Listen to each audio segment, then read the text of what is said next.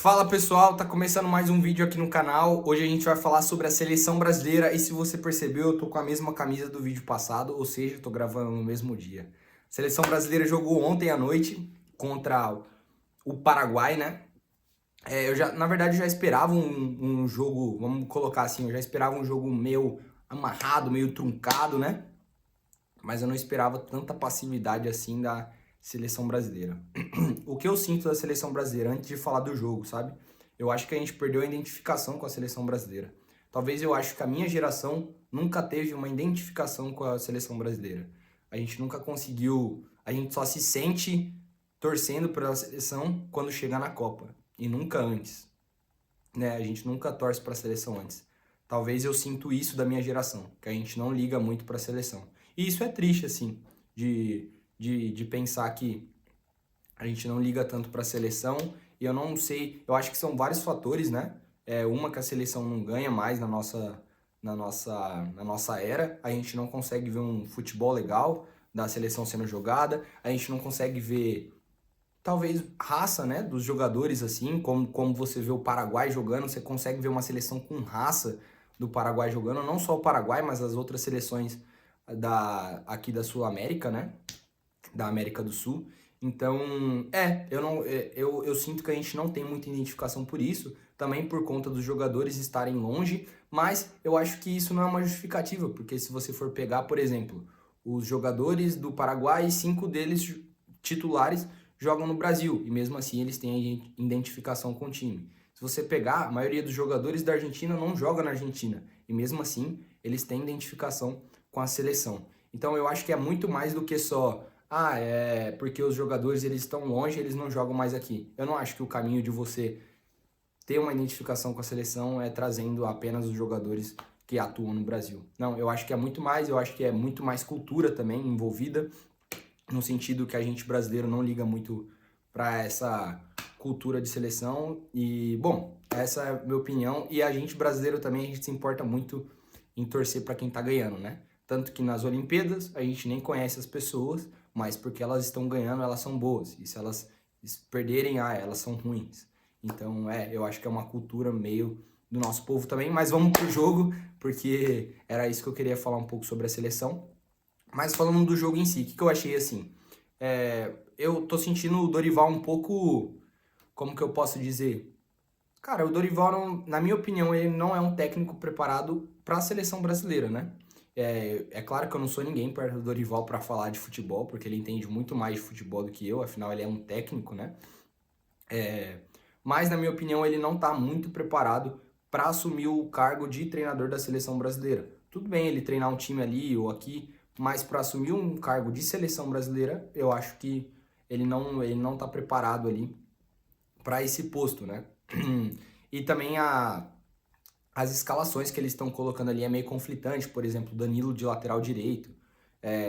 Eu sinto que fica muito previsível a seleção brasileira, porque sempre a gente joga a bola no Vini Júnior, só que o nosso lado direito não tem agressividade, ainda mais no jogo de ontem, que a gente não tinha um ponta ali específico. Por exemplo, a gente não tinha um Rafinha, apesar que o Rafinha ele não é um quebrador de linhas, né?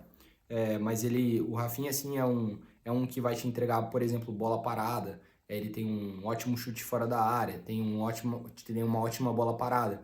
Mas enfim, eu acho que a gente só quebra a linha por um lado e fica muito previsível, porque eles acabam marcando o lado do Vini Júnior e a partir daí, do outro lado, a gente não tem um quebrador de linhas. Lucas Paquetá, ele é um excelente nível, ele tem um excelente nível técnico, né? Só que, pô, ele parece que ele tá, sei lá, falta essa garra, sabe? Falta o cara querer. É isso, tá faltando querer. Essa é a minha opinião sobre o Paquetá. Não só sobre o Paquetá, mas sobre alguns jogadores ali. O Danilo, como é zagueiro, ele nunca desce, então o lado do Brasil fica morto ali, o lado direito do Brasil. E o Paraguai acaba não fazendo nem força para marcar aquele lado, marca o lado do Vini Júnior. E depois que entrou o Luiz Henrique, é claro que o time melhorou, né? A seleção brasileira melhorou, porque a gente tinha um lado aqui, tinha do outro lado, só que o que acontece?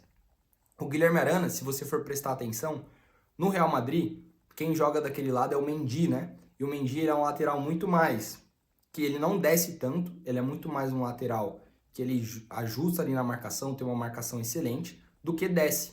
E ali na seleção brasileira, não, o Guilherme Arana fica descendo toda hora. Então toda vez ele e o Vini fica se batendo ali, e do outro lado acaba não tendo ninguém. Então eu acho que para a gente melhorar a seleção brasileira, por exemplo, no jogo de ontem, a gente poderia ter um outro ponto ali do lado direito da seleção brasileira e ter um lateral que desce mais, que apoia mais, porque aquele lado ali basicamente estava morto. Então, na minha opinião, o que faltou para a seleção brasileira foi isso, né?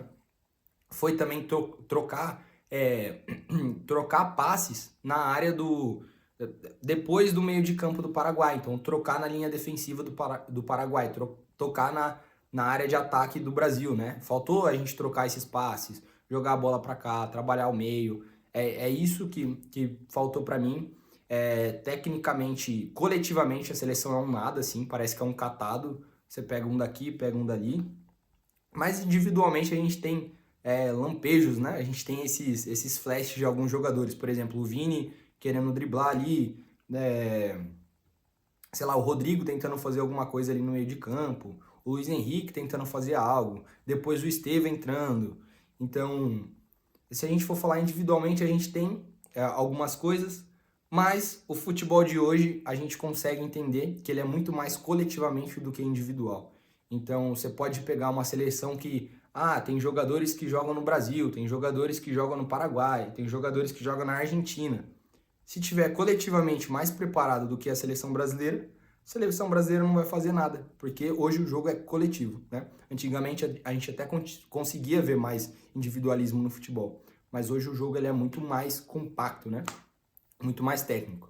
Então, essa é a minha opinião, assim. Coletivamente o Brasil não é nada, o técnico da seleção brasileira não é um técnico tão bom para a seleção brasileira, mas para os times brasileiros ele é um técnico ok, mas para técnico da seleção não dá. A seleção brasileira é um nada coletivamente, e o que falta na seleção brasileira é coletivo, porque individual a gente sabe que a gente tem talvez aí a primeira, a segunda, a terceira seleção do mundo, né? A gente falando de individual ali. Bom, e se você ficou até o final desse vídeo, é isso que eu tinha para falar sobre a seleção brasileira. Eu acho que falta querer mais e falta a gente ter esse coletivo trabalhado. Comenta aí o que você acha da seleção brasileira também, se inscreva no meu canal e manda isso para os seus amigos aí orelhudos, beleza?